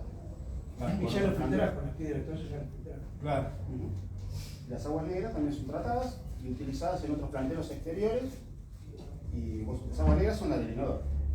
Y esa agua, cuando llega al plantero, es tratada por plantas exteriores. Cuando vuelve a la tierra, ya vuelve un agua prácticamente limpia. El circuito es completo. Y lo que hay que aclarar es que Mar Chiquita no tiene agua potable. Eso es una de las condiciones más importantes de lo que sucedió con la escuela sustentable. Ellos no contaban con el agua ya, tiene arsénico. En los campos. Claro, entonces con el sistema este que se armó, ¿cuántos litros carga la cisterna? Tiene 30.000 litros de acumulación, porque además es una escuela, ¿no? Teníamos que asegurar que es la única fuente de agua. En el camping que parábamos, que era donde se construyó, al lado de un camping, hay carteles por todos lados, no tome agua, y en la escuela decíamos, tome agua en la escuela, y los vecinos, ¿no? Decían, pero ¿cómo? ¿Y de dónde sale el agua? Porque todo el mundo toma agua embotellada, y ahí teníamos agua, o sea que la juntábamos de la lluvia. Un tema importante es que la cisterna, para potabilizar, se mantienen, para evitar tener que se generen algas, van enterradas y una temperatura constante. Entonces ahí usamos la oscuridad y usamos la temperatura constante para que no genere verdín. Entonces es agua que se limpió con los filtrados de primeras aguas y después filtros de partículas, sedimentan y eso, ¿no? Y todos esos usos que le damos, y al final el objetivo es que vuelvan a las napas mejor de lo que las recibimos, ¿no? Ese es un poco el concepto. ¿Cómo recibimos el agua de la lluvia? De una manera tenemos que, igual o mejor, se la tenemos que devolver a la tierra, porque esa va a evaporar y va a volver. Entonces es buscar esos círculos. Yo no sé qué hora es, yo no sé si puedo seguir hasta pasado mañana, si veo que amanece, pero en el medio. Tengo una duda de lo que decía Lucía. Si vos querés implementar un solo panel, ¿ya tenés que cambiar el orden de idea? No, vos tranquilamente podés hacer varias cosas. Muchas veces lo que se hace es, si en tu casa tenés circuitos separados para iluminación y para corriente, por ejemplo, a veces tenés dos térmicas en tu tablero, vos podés poner los paneles únicamente para la iluminación, que es mucho menor consumo, y no para la heladera, para lavar ropa, para los grandes consumos que son los tomacorrientes, los electrodomésticos que enchufás y los tomas. Y ahí, en realidad, uno se entera de idea. Bueno, vos no vas a notar nada, no tomas la idea, ¿no? ¿Trabajabas sin idea? No, bien. Alejandro de Alumbrado Público, en la municipalidad. Para una duda, si vos todo eso que hizo el hotel lo estás haciendo, No, el sindicato el sindicato decide yo mañana cierro hasta junio. Toda esa energía que genera, ¿te la paga? Sí. En realidad no te la paga, todavía el Plan Nacional no prevé que te la paga, sino que te da créditos en kilowatts. Dice, todo lo que generaste, los fines de semana, por ejemplo, no hay actividad en el sindicato, va a estar generando, y el medidor bidireccional va a estar midiendo como al revés, ¿no? Está inyectando de los paneles a la red.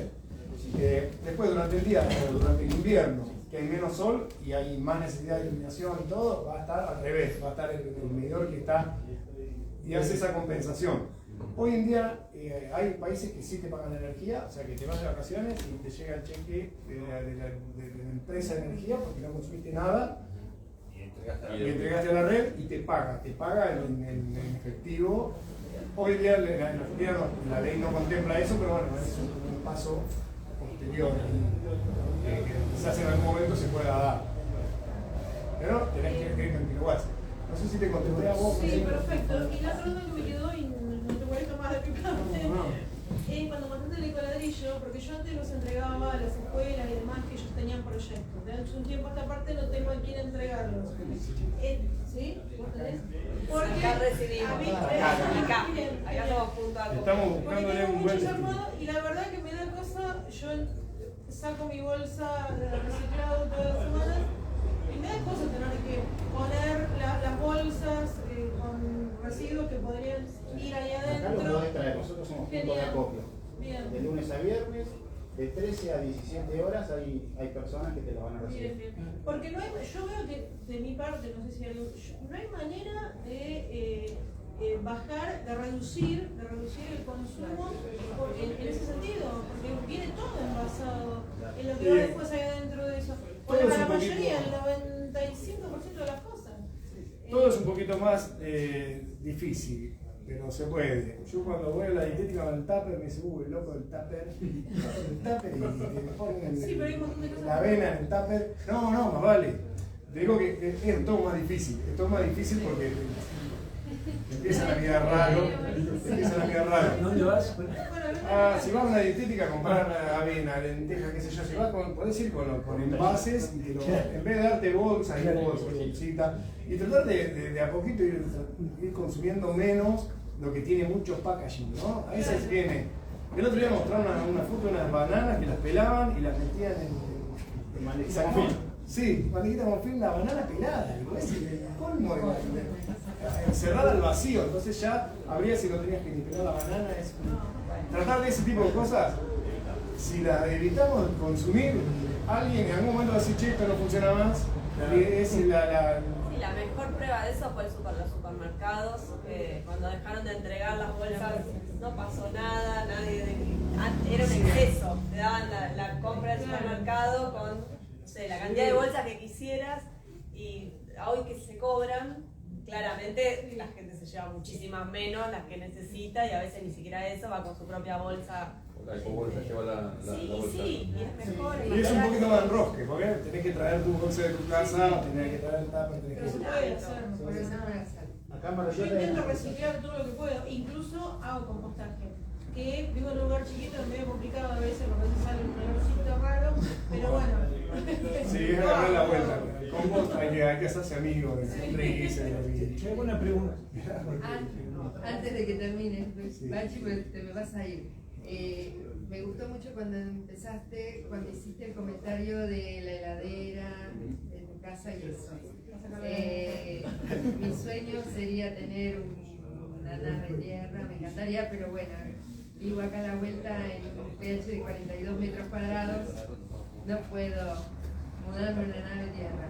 Pero quisiera saber si vos podrías decirnos, como la experiencia de la heladera, qué otras cosas podemos hacer en un departamento en pleno centro como para que sea más sustentable, aparte de lo que vos comentabas de tu experiencia en tu casa. Un poco lo que hemos venido hablando, ¿no? Así, ir tocando temas así, buscando necesidades, o decir, bueno, ahora tengo calor en esta habitación, esto de aislar el techo, de la ventilación cruzada, siempre tratando de buscar la vuelta a esa necesidad que tenemos, ¿no? Porque me parece que es lo que nos moviliza un poco cuando decimos, ¿por dónde empiezo? Y si te gustan comer los tomates, capaz que el lugar es la huerta, o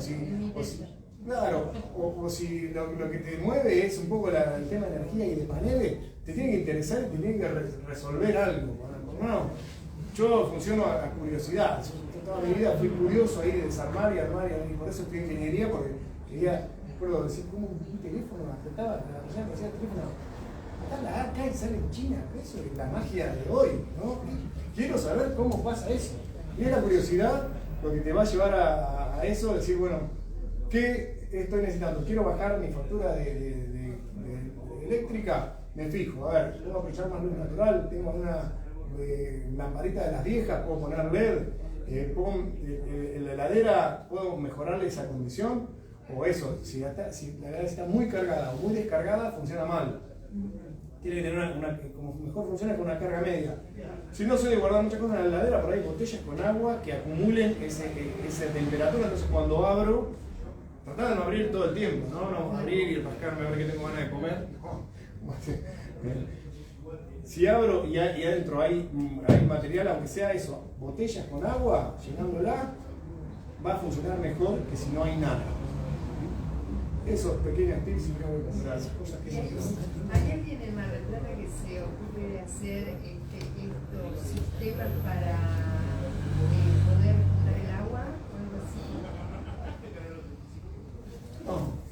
así? Sí, todos.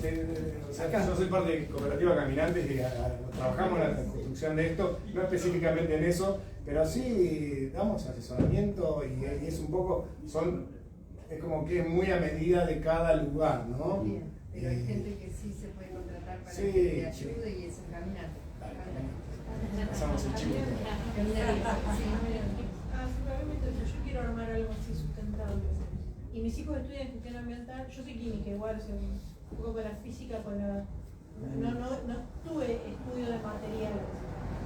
y gestión ambiental también yo quiero armar algo así, también, ¿no? Para el día de mañana, para ellos como salida laboral y bueno, y cuidar el planeta y todo, porque justamente lo que están estudiando. Sí, y está bueno animarse sin sacarnos de encima a lo que estamos acostumbrados, que tiene que ser un éxito total y que tiene que funcionar mañana. Si nos animamos con la expectativa de disfrutar el proceso, voy a armar la compostera, tiene olor, qué sé yo, no que sea un fracaso, la tiro, no, a la compostera. No la tiré, no, la tengo ahí. No te digo. No la tiro. Es decir, ¿por qué lixiviado? ¿Por qué junto a humedad? Tengo que ponerle algo seco, lo mezclo con hojas. Hay formas de aprender de todo y de ir buscándole la vuelta como para que se aprenda así, para ir aprendiendo. A mí me pareció como muy interesante esto que dijiste de cuál es la pregunta que cada uno se hace, ¿no? Para vos hablas del interés y a veces al interés hay que ayudarlo, porque no siempre sale solo o no siempre todos somos autodidactas o todos estamos o nos rige la curiosidad. Pero sí me parece que esto de hacerse la pregunta y encontrar la respuesta en otro tipo de prácticas que no son por ahí las convencionales o las más confortables para lo que estamos acostumbrados, ¿no? Como que salirse de esa zona de confort, pero hacerse la pregunta, porque por ahí querés disminuir el consumo y el gasto, o por ahí querés colaborar ideológicamente desde un lugar de colaborar con el cuidado del planeta. Vamos, como que cada uno vaya encontrando por dónde y ver las distintas respuestas a las distintas situaciones. Que es verdad que hay un montón de información, a veces hay un exceso de información, pero faltan espacios en donde clarificar o que alguien te oriente, ¿no? Por eso me parece que las capacitaciones, las charlas, la posibilidad de conocer gente que ya lo esté implementando, no es inventar la rueda, es decir, bueno, cómo lo están haciendo acá o cuál es el proyecto que existe, que ya conocemos. Es la forma quizás más de la mayoría para aprender. O sea, no todos nos sentimos cómodos buscando o en el océano que es internet y que hay también mucha información que no está bueno, que confunde y a veces quizás la vieja escuela de oficios, el viejo espacio de comunidad para aprender, me imagino que con el tema de la permacultura se debe dar mucho también eso, gente que tiene distintos saberes o distintos niveles de conocimiento y en ese grupo se produce a como estamos más acostumbrados a aprender, ¿no? Es codo a codo con otro que sabe más y que te enseñe, que te muestre, que te orienta y quizás es como una pequeña crítica a este tipo de cosas, quizás lo que falta un poco es eso, es ayornarnos a la forma de aprender que estamos acostumbrados la mayoría, que no es en soledad o por curiosidad, sino que es en grupo, que no haciendo preguntas, qué sé yo, probando. Con ese objetivo de que no tiene que funcionar perfecto, sino que es un proceso. Exacto. Y lo que vos sabés, seguramente te juntás a hacerlo con otro y el otro va a saber cómo combatir las hormigas sin plaguicida, ¿no? Y el otro va a saber que no se va a andar para combinar los cultivos. Se trata de que nos conectemos ahí entre las personas y ahí está la solución, ¿no? Aparecen saberes, el que no sabe una cosa sabe de otra. Yo quería saber si dentro de las actividades que ustedes realizan, veo que la construcción es como lo central, si respecto al cultivo de los alimentos, ¿hay algo, hay un espacio que le dedican? En las construcciones, por ejemplo, en estas 9 tierras, en la escuela de Manchiquita, todo el invernadero, todo el tratamiento de agua se hace con plantas que generan alimentos. Y siempre tratamos de un elemento que tenga varias funciones. Entonces, siempre se considera el cultivo, y dentro de la permacultura una rama grande es realmente el cultivo, asociaciones, especies, hay muchísimo para pero específicamente, en invernaderos. quiero saber si hay alguna, si hay una actividad que se realiza como de enseñanza, ¿no? Para que la gente... Hemos estado en escuelas, por ejemplo, de cada tanto brindamos. Ahora, por ejemplo, estamos haciendo un curso de albañil de bioconstrucción, porque necesitamos gente que construya. Se hizo un curso de albañil de bioconstrucción con el Ministerio de Trabajo, se homologó. Lo terminamos justamente hoy a la mañana. Fueron 4 meses donde la gente aprendió a construir con técnicas, con tierra crua, ¿no? El tema de plantas también hay una bióloga, somos como un grupo bastante multidisciplinar, o sea, hay gente que se dedica a los audiovisuales, tenemos una pata audiovisual que hace documentales y que hace incluso ficciones que hablan de la temática esta. Es como... ¿Cómo los encuentran, Camila? Caminantes, sí, cooperativa caminantes. Cooperativa Sí, caminantes. en las redes ahí no las expresamos tanto como deberíamos, pero Pero ahí está para- sí, ahí se pueden enterar de actividades que hacemos. En algunas escuelas hemos dado cursos así de un año entero. Estamos en barrios, estamos en Nuevo Golf, estamos en algunos barrios. En Nuevo Golf se está haciendo una actividad de una compostera comunitaria hay 16 personas que van por los hogares recogiendo orgánicos, traen, compostan, hacen un humus y lo venden. Y los estamos acompañando en ese proceso de buscar una salida laboral a través del compost, ¿no? ¿No aprovechan generar gas metano con los residuos biológicos? Sí, hay biodigestores. Hay muchas formas, eso requiere como más complejidad, temperatura. Ahí, si te querés enroscar, sí, hay biodigestores que vienen armados, comprados comerciales, y hay otros que se fabrican. Sacan gas y compost. Claro, hay montones de posibilidades para probar. Ahí Hugo tenía una pregunta. Ya vamos terminando. Para mí, sí. Yo puedo estar 2 días. Lo vamos, lo largamos. Me dan de comer, me dan. Si lo prendés y no. No, apáguenme. Ya sabemos por qué dejaste la heladera Me llevo un montón de cosas prácticas porque yo estoy construyendo ya hace 5 años en casa en forma autodidacta. Y esto que vos estabas comentando, lo de la heladera me flasheó.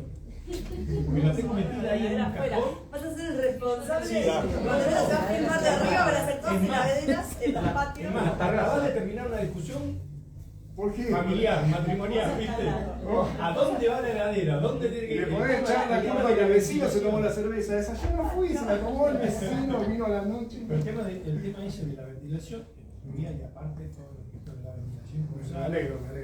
Después, no sé cómo se organizan, pero pasen. Mandamos mi información, email ahí. contacto, todo. Sí, a todos los que se inscribieron le mandamos toda la información. Sí, yo quiero aprender más de permacultura, porque cuando le comenté a mis hijos, resulta que ellos saben más que yo de permacultura. ¿Sí? ¿Qué tal? ¿En la En 151? la 151. Ah, ahí estamos. Y fueron a la escuela de más chiquita, dieron clases, qué sé yo. Sí, ahí hemos dado varias charlas, tenemos una materia incluso. Ellos también, por eso, ellos también fueron. Claro, cuando le comenté, ellos saben más que yo, digo, no puede ser, tengo que aprender más. Sí. Yo aprendo, yo tengo una de 18, una de 4 y de 2 años, aprendo de mis hijos y mis hijas, Claro, mucho más que de los libros, que son los que enseñamos. Sí, yo soy jubilada ya de química, por eso. Y lo que quería terminar de decir es que en esa cosa del aprendizaje, de la necesidad de tener que construir, sí o sí, tenés conciencia, no te queda otra. Te encontrás con las situaciones y después la valorás y vas creando conciencia sí o sí. Totalmente. Bueno, le damos las gracias, un aplauso.